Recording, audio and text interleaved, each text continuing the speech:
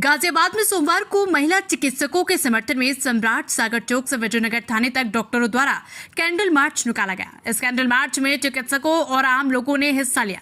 उन्होंने कोलकाता और बिहार में महिला चिकित्सकों के साथ हुई घटनाओं की आलोचना की और महिला चिकित्सकों के लिए सुरक्षा की मांग की। कोलकाता, बिहार और उत्तराखंड में महिला चिकित्सकों के साथ हुई घटनाओं के विरोध में सोमवार को सम्राट सागर चौक से विजयनगर थाने तक कैंडल मार्च निकाला गया। कैंडल मार्च में चिकित्सकों के अलावा आम लोग शामिल हुए। सभी लोगों ने कोलकाता और बिहार में महिला चिकित्सकों के साथ हुई घटनाओं की निंदा की और महिला चिकित्सकों को इंसाफ दिलाने की मांग की। कैंडल मार्च में शामिल लोगों ने कहा कि केंद्र सरकार को बलात्कार और हत्या के मामले में सख्त कानून बनाना चाहिए ताकि कोई भी ऐसी घटनाओं को अंजाम देने से पहले डर महसूस करे। लोगों ने कहा कि कोलकाता और बिहार की महिला चिकित्सकों के माता पिता को 60 वर्ष तक सैलरी दी जाए। कैंडल मार्च में हेल्थ केयर वर्कर के लिए प्रोटेक्शन एक्ट और अस्पतालों को प्रोटेक्शन एक्ट के दायरे में लाए जाने की मांग मुखर पर रही। अधिकतर सामाजिक लोगों ने समय से पहुंचकर कैंडल मार्च में हिस्सा लिया और डॉक्टर बीपी त्यागी और उनकी 2 बेटी भी कैंडल मार्च का हिस्सा रही। साथ ही सुहाब सलमानी का काफी सहयोग रहा। कैंडल मार्च में उपस्थित लोगों में गाजियाबाद के राजनीतिक लोग भी शामिल रहे। गाजियाबाद से प्रथम टीवी न्यूज इंडिया के लिए सहयोगी जाहिद खान के साथ सोनू चौधरी की रिपोर्ट।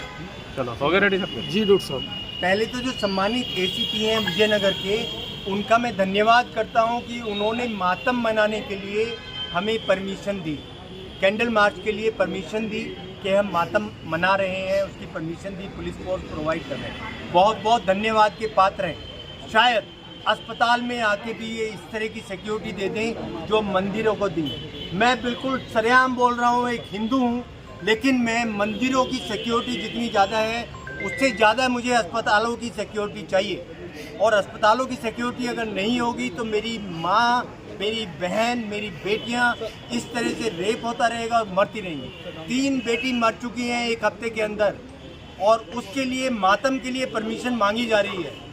आप इमेजिन करिए, यहाँ की पुलिस में और कलकत्ता की पुलिस में मुझे कोई अंतर नज़र नहीं आ रहा है। माननीय योगी जी कहते हैं 0 टॉलरेंस है। यहाँ जो मैंने देखा एटीट्यूड पुलिस का मंदिर के गेट पे, वो 0 टॉलरेंस नहीं था। ये मैसेज मैं योगी जी तक खुद पहुँचाऊँगा। डॉक्टर साहब, कैसा एटीट्यूड था मंदिर पे पुलिस का? वो अरे से बात कर रहे थे, अबे तबे से बात कर रहे थे। वीडियोज मेरे पास हैं और उन्होंने भी वीडियो बनाए हैं। मैंने उनको बोला, जितनी बहनें थी कि आप बीच में मत बोलिए। वहाँ 3 बहनें भी आईं और वहाँ पुलिस ने पूरा इंतजाम किया था कि हमें पीट के बाहर निकाल दें। हम तीनों, आपको लगा कि आपके साथ लाठीचार्ज या पिटाई? नहीं, ऐसा हमें लगा। मैंने पत्रकार बंधुओं को फ़ोन किया। एक पत्रकार बंधु सोहेब सलमानी वहाँ पहुँचे, विशाल 1.5 घंटा बाद पहुँचे। इनका मैं धन्यवाद करता हूँ। लेकिन मैं ये समझाना चाहता हूँ पुलिस पर्सनल्स को कि ज़िंदगी एक बार मिलती है। मैं अपनी बेटी को मरने नहीं दूँगा, अपनी बेटियों को मरने नहीं दूँगा। वो क्या कर सकते हैं मेरे लिए, करके दिखाएं। लेकिन मातम के लिए मोमबत्ती का मार्च निकलेगा। मेरी बेटियां मेरे साथ रहेंगी। किसी में हिम्मत है तो रोक के दिखाएं। डॉक्टर साहब, सामाजिक लोगों द्वारा जो है सम्राट सागर चौक से लेकर थाना चौक तक जो है कैंडल मार्च का आयोजन किया, उसको लेकर क्या कहेंगे? मैं सब भाई बहनों का जो मेरे साथ आए हैं समय निकाल के, उनका बहुत बहुत आभारी हूँ। हृदय से धन्यवाद करता हूँ कि वो एक कारणवश बेटी की इज्जत बचाने के लिए मेरे साथ आए।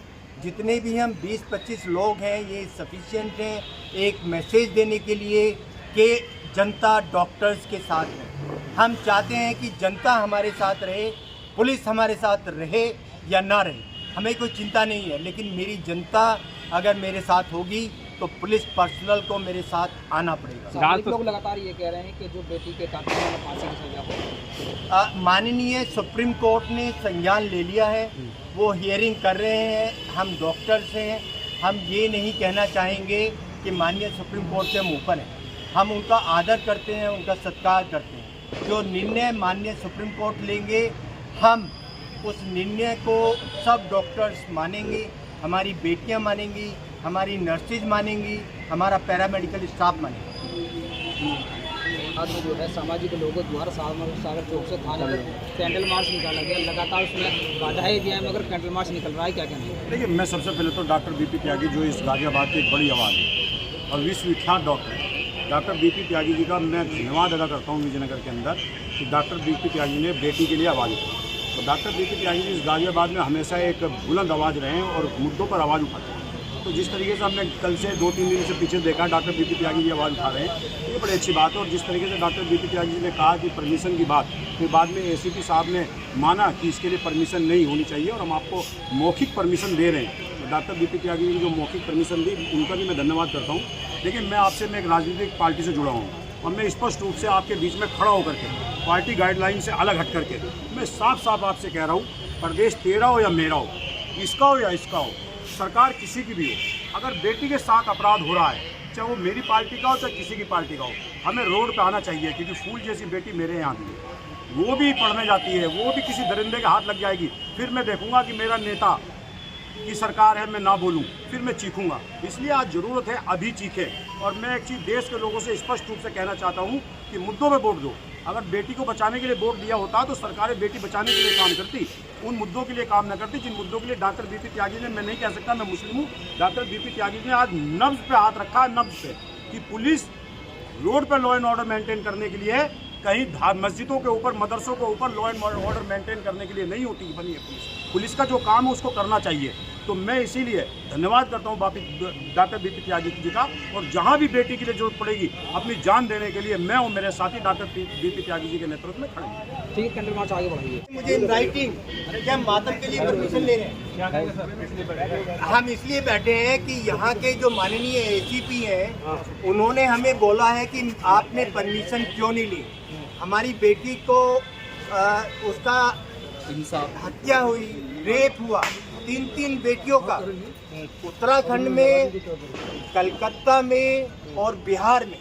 और यहाँ के माननीय एसीपी बोलते हैं कि आपने परमिशन क्यों नहीं ली मातम का जुलूस निकालने के लिए। थाना एसएचओ साहब तो कह रहे हैं कि परमिशन दे दी है और मदद भी नहीं, थाना एसएचओ साहब से मेरी बात नहीं हुई, मेरी बात हुई है एसीपी साहब से। उनका नाम मैं जानता नहीं हूँ, मेरे फ़ोन पे बात हुई है, कॉल डिटेल है। तो कॉल डिटेल एसीपी साहब के हैं, उन्होंने बोला कोई भी बोल रहे हो आपने मातम के लिए परमिशन क्यों नहीं। तो मातम के लिए परमिशन लेके जाऊंगा उनसे, यहाँ से हिलूंगा नहीं भले ही रात हो जाए। और क्या कहेंगे?